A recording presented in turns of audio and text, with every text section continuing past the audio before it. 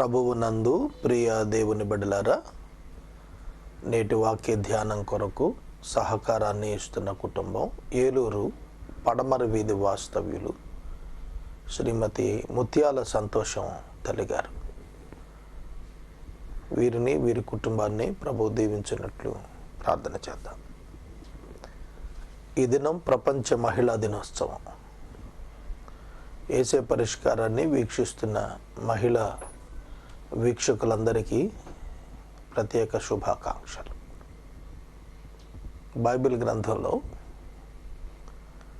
స్త్రీకి దేవుడు ఇచ్చిన పాత్ర చాలా గొప్పది. ఒక మాటలో చెప్పాలంటే, ప్రభువు తనను పురుషునిగా, సంఘాన్ని స్త్రీగా వివరణ ఇచ్చుకున్నాడు.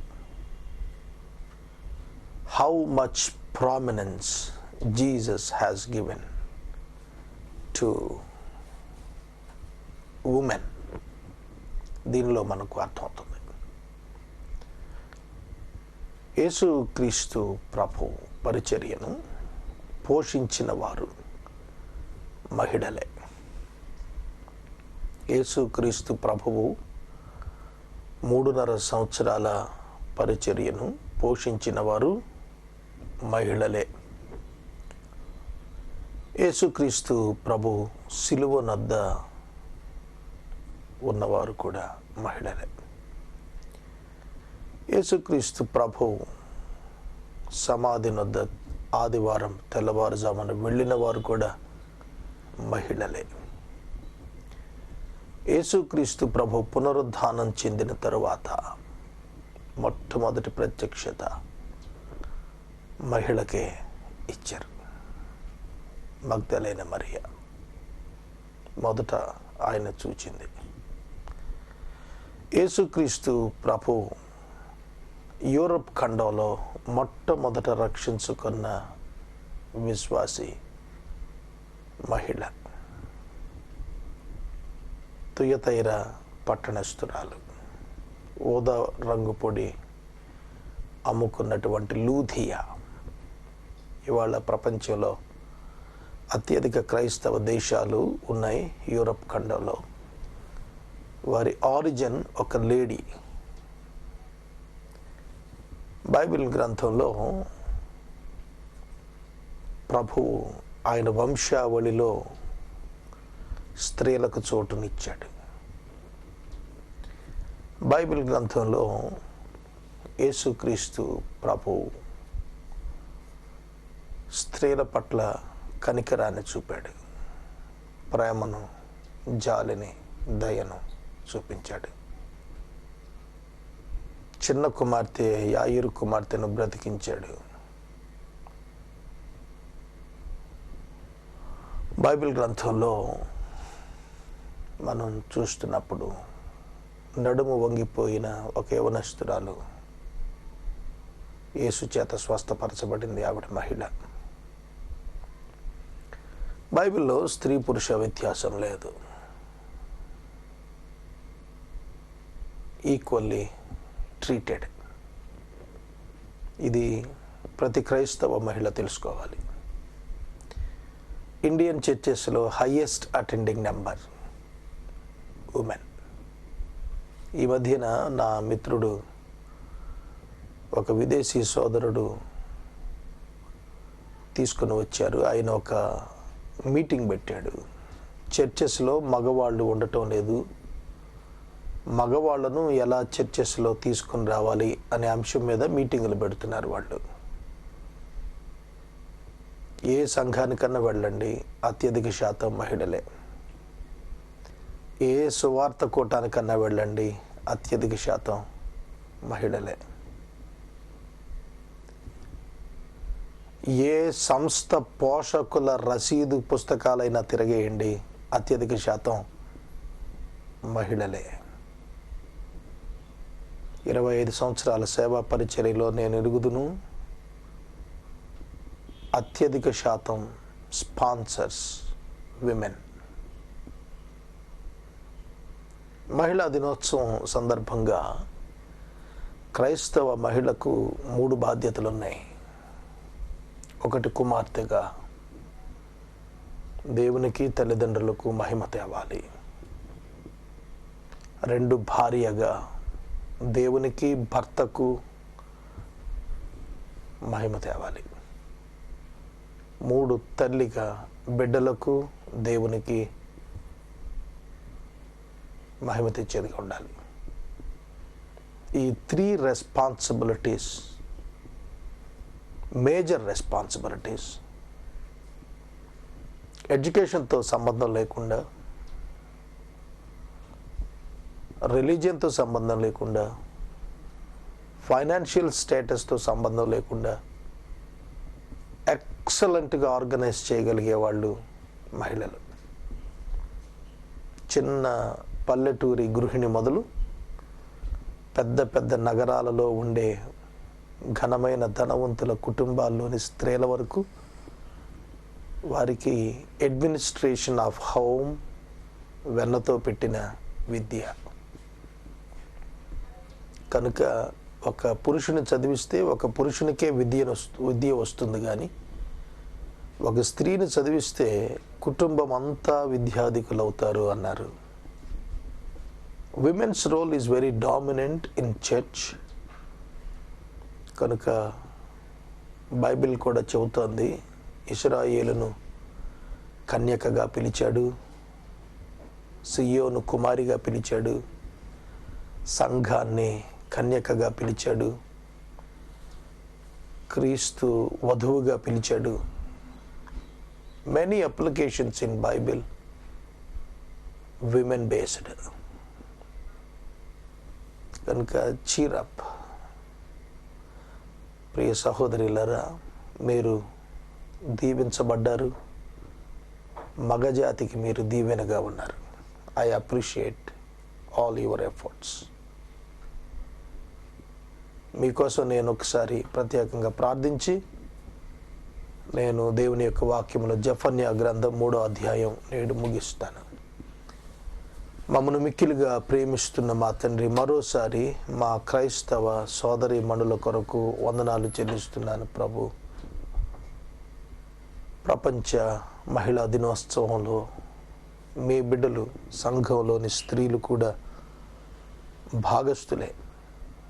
నాయన, రోదన చేయు పురుషులను పిలవమనలేదు, మీరు స్త్రీలను పిలవమన్నారు. రోదన చేయు స్త్రీలు చివరి దినాల్లో అత్యవసరం ప్రభు, కనికరించండి. నేటి స్త్రీలు ప్రార్థన మరుస్తున్నారు, మరువక అత్యాసక్తితో కొనసాగించే వారిని రేకెత్తించమని ప్రార్థిస్తున్నాము. వారి స్వల్ప ఆదాయంలో ప్రవక్తలను పోషించిన స్త్రీలున్నారు. వారి డిపెండెన్సీలో ప్రవక్తలను పోషించిన గనురాలు ఉన్నది. వారి స్వల్ప ఆదాయాలలో ప్రభు మిమ్మల్నే పోషించారు. ఈ ఘనమైన ఈ స్త్రీలను బట్టి నేను స్తుతిస్తున్నాను. సంఘానికి వెన్నెముకగా ప్రభు మీరు స్త్రీని ఎంచినందుకు మీకు కృతజ్ఞతగా వందనాలు చెల్లిస్తున్నాను. స్త్రీ సంఘంలో మాట్లాడకూడదని, స్త్రీ సంఘంలో మౌనంగా ఉండాలని అనేకులు చెబుతున్న ఈ కాలంలో స్త్రీలే సంఘంలో బలంగా ఉన్నారని మీకు వందనాలు చెల్లిస్తున్నాను. మా మహిళా ప్రేక్షకురాళ్ళందరినీ దీవించమని, మరలా వచ్చే సంవత్సరం నాటికి వారికి విద్య, వైద్యము, ఆరోగ్యము, ఆహారము, ఆరోగ్యము, కృపా కనికరాలు దయచేయమని యేసు నామమున ప్రార్థిస్తున్నాం తండ్రి, ఆమెన్. ప్రభువునందు ప్రియ దేవుని బిడ్డలారా, దయచేసి మీ పరిశుద్ధ బైబిల్ గ్రంథాన్ని తెరవండి. జెఫన్యా గ్రంథము 3వ అధ్యాయము 8వ వచనము నుండి వాక్యాన్ని గమనించండి. ఈ దినం జెఫన్యా గ్రంథాన్ని మనం ముగించుకుందాం. ప్రభువు మాట్లాడుతున్నారు. కాబట్టి యెహోవా సెలవిచ్చు వాక్కు ఏమనగా, నా కొరకు కనిపెట్టుడి, నేను లేచి ఎరపట్టుకున్న దినము కొరకు కనిపెట్టుకుని ఉండుడి. నా ఉగ్రతను, నా కోపాగ్నిని అంతటినీ వారి మీద కుమ్మరించుటకై అన్యజనులను పోగు చేయుటకును గుంపులు గుంపులుగా రాజ్యములను సమకూర్చుటకును నేను నిశ్చయించుకుంటేనే నా రోషాగ్ని చేత భూమి అంతయు కాలిపోవును. అప్పుడు జనులందరూ యెహోవా నామాన్ని బట్టి ఏకమనస్కులై ఆయనను సేవించినట్లు నేను వారికి పవిత్రమైన పెదవులను ఇచ్చేదను. చూస్తున్నారా, ఇది end time prophecy. End times prophecy, చివరి దినాల్లో జరిగేటువంటిది. 7 సంవత్సరాల మహాశ్రమల కాలంలో అరాచకం విస్తరిస్తుంది. క్రీస్తు విరోధి పరిపాలనలో ఉంటాడు. చివరి 3.5 సంవత్సరాల్లో యూదులు టార్గెట్ చేయబడతారు. సంఘము భూమి మీద ఉండదు. ఒకవేళ సువార్త విని మారుమనసు పొందిన వారుంటే హతసాక్షులైతే తప్ప రక్షణ సాధ్యం కాదు. సింగిల్ కరెన్సీ ఉంటుంది, సింగిల్ కమ్యూనికేషన్ సిస్టమ్ ఉంటుంది, సింగిల్ గవర్నమెంట్ ఉంటుంది, ఎదురు ఉండదు. ఆ పరిస్థితుల్లో దేవునికి వ్యతిరేకంగా దేశాలన్నీ తిరుగుబడతాయి. ఒక పక్షిని వెంటాడినట్టుగా యూదులను సంహరించడం చేస్తారు. దేవుడు వాటన్నింటిని బట్టి అన్య జనాంగాన్ని దునుమాడేటువంటి దినము ఒక దినం రాబోతోంది. ఆయన మేఘారూఢుడై ఆకాశ మధ్యమాన సంఘాన్ని కలుసుకోవటానికి రాబోతున్నాడు. 7 సంవత్సరాలు వివాహ ఆశ్రమల కాలంలో పాపాన్ని ప్రేరేపించిన వారున్నారు. ఆ దేశాధ్యక్షులందరికీ శిక్షను దేవుడు విధిస్తాడు. దేవుడు వారందరినీ సంహరిస్తాడు. వారి మహానాయకుడైన సాతానుని పాతాళమున 1000 సంవత్సరాలు బంధిస్తాడు. ఆ దినం అప్పుడు అది జరిగినప్పుడు జనులందరూ, అది జరిగినప్పుడు రోషాగ్ని చేత భూమి అంతయు కాలిపోతుంది. 1000 ఏళ్ల పాలన తరువాత సాతాను విడవబడతాడు. మరలా తిరిగి అతని శోధనకు లోబడిన ప్రపంచ దేశాలన్నీ ఆయన మీద యుద్ధం చేస్తానికి లేస్తారు. ప్రభు వాటిని మరలా సంహరిస్తారు. భూమి అంతా కాలిపోతుంది అనే పదం ఎండింగ్ని సూచిస్తుంది. యుగాంతాన్ని గురించి అపోస్తలులు చర్చించింది దాని గురించి. ఆ తర్వాత నూతన ఆకాశం, నూతన భూమి మీద ఉన్న ప్రజలు యెహోవా నామాన్ని బట్టి ఏకమనస్కులై ఆయన సేవించినట్లు నేను వారికి పవిత్రమైన పెదవులను ఇచ్చేదను. ఈ వచనంతో ఒక ప్రాఫెసీ కంప్లీట్ అవుతుంది. ఆయనను స్తుతించేటువంటి పెదవులు, సేవించేటువంటి పెదవులు, ఏక మనస్సు కలిగిన వారుగా, ఆరాధించేటువంటి వారుగా ఉండబోతున్నారు. తర్వాత 10వ వచనం నుండి మరొక మాట. చెదరైపోయిన వారే నాకు ప్రార్థన చేయు నా జనులు కూషు దేశపు నదుల అవతల నుండి నాకు నైవేద్యంగా తీసుకుని రాబడుతురు. ఆ దినమున నీ గర్వమును బట్టి సంతోషించు వారిని నీలో నుండి వెళ్ళగొడతాను గనుక పరిశుద్ధమైన కొండ యందు నీవిక గర్వం చూపావు. గర్వించే వారికి స్థానం లేదు. అదే చెప్పాడు. దుఃఖితులకు దీనులను యెహోవా నామము ఆశ్రయించు జనశేషంగా నీ మధ్యన ఉండనిస్తాను. జెంటైల్ పీపుల్లో కూడా దీనత్వం కలిగిన వారు 1000 ఏళ్ల పాలనలో జీవిస్తారు. ప్రభువు వారిని సంరక్షిస్తాడు. ఇశ్రాయేలీయులలో మిగిలిన వారు పాపం చేయరు, అబద్ధమాడరు, కపటములాడు నాలుక వారి నోట ఉండదు. వారు ఎవ్వరి భయం లేకుండా విశ్రాంతి గల వారే అన్నపానములు పుచ్చుకుందరు. భయం లేకుండా అన్నపానాలు పుచ్చుకున్న చరిత్ర యూదులకు ఎక్కడ కనపడదు మనకు.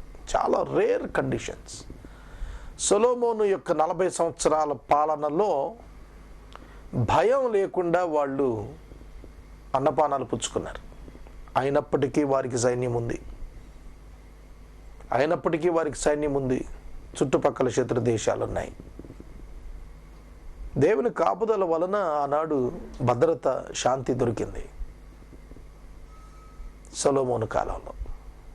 యేసు 1000 ఏండ్ల పరిపాలన సమయంలో యుద్ధాలు లేవు, మరణము లేదు, వ్యాధి లేదు. సాతాను ప్రేరేపించేవాడు పాతాళంలో బంధించబడినందున ఆజ్ఞాతిక్రమం ఉండదు. కనుక ఇశ్రాయేలీల్లో మిగిలిన వారు పాపం చేయరు. కపటం ఆడు నాలుక వారికి ఉండదు. ఇక ఎవరి భయం ఉండదు. ఇక వారికి విశ్రాంతితో ఉంటారు, అన్నపానాలు పుచ్చుకుంటూ సంతోషంగా ఉంటారు. Experience of the garden of Eden, experience of Adam before committing the sin. ఆదాము పాపము చేయక మునుపు ఏ అనుభవాన్న ఉన్నాడో ఆ అనుభవం 1000 ఏండ్ల పాలనలో బహిరంగంగా ప్రజలందరూ అనుభవించబోతున్నారు. సియోను నివాసులారా ఉత్సాహధ్వని చేయండి, ఇజ్రాయేలీలారా జయధ్వని చేయండి. యెరూషలేము నివాసులారా పూర్ణ హృదయంతో సంతోషించి గంతులు వేయండి. చూస్తున్నారా? జయధ్వని చేయండి, ఉత్సాహధ్వని చేయండి, సంతోషించండి, గంతులేయండి. ఎందుకట? యెహోవా తాను మీకు విధించిన శిక్ష తాను కొట్టివేసి ఉన్నాడు. శిక్ష కొట్టివేయబడింది. రోమా 8:1 క్రీస్తు యేసు నందున్న వానికి ఏ శిక్ష విధియు లేదు అని వ్రాయబడింది.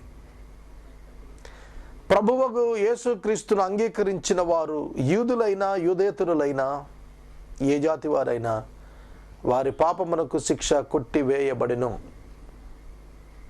దేవునికి మానవునికి మధ్య ఉన్నటువంటి విరోధం కొట్టివేయబడింది, సంహరించబడింది.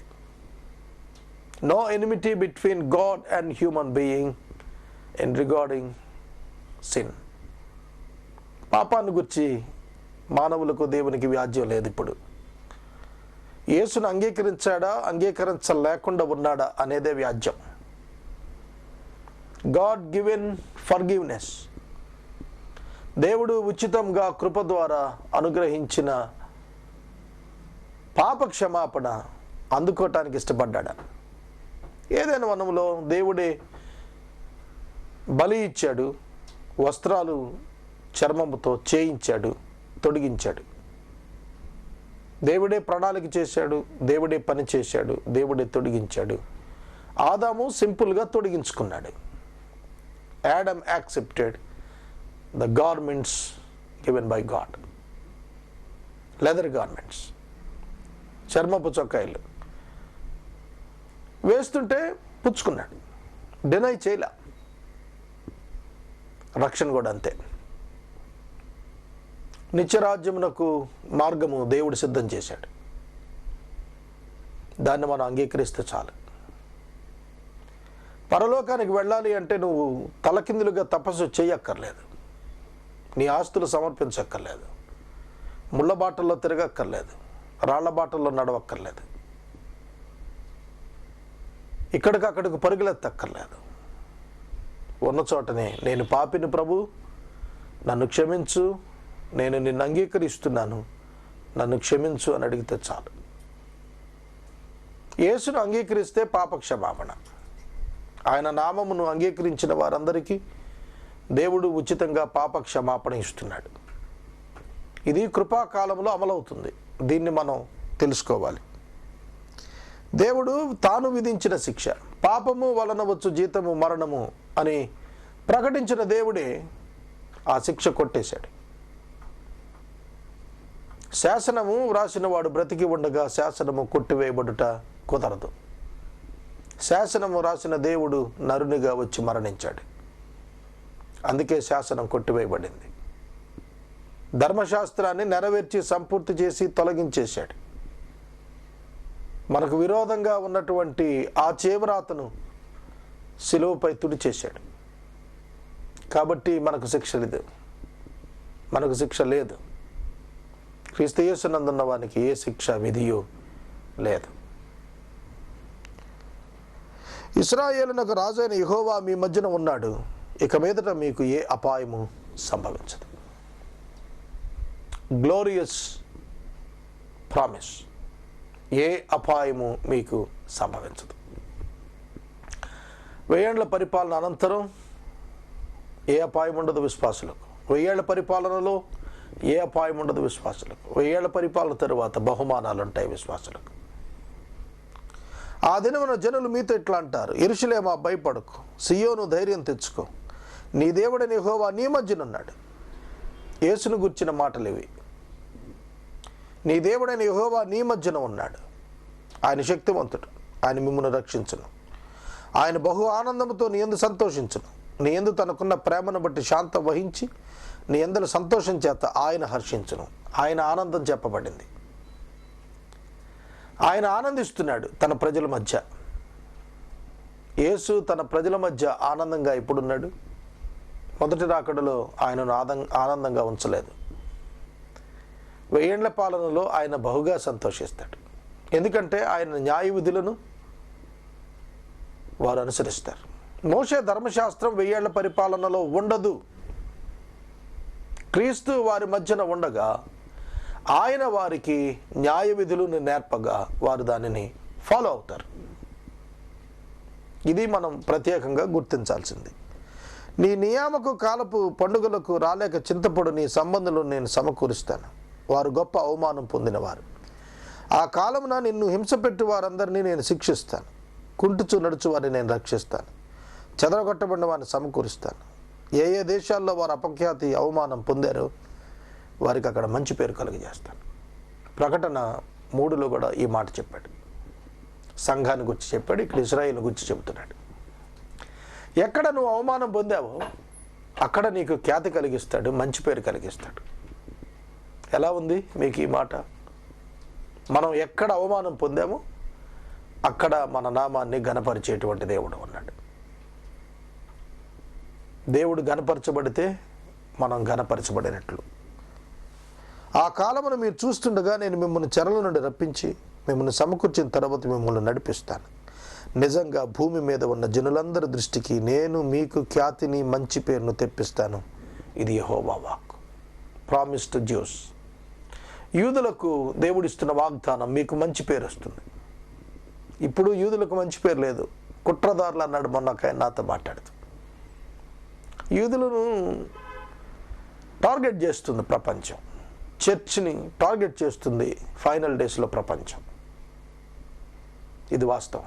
కానీ దేవుడు వారికి మంచి పేరును కలుగు చేస్తా అన్నాడు. వాక్యాన్ని వింటున్న సహోదరుడా, సహోదరి,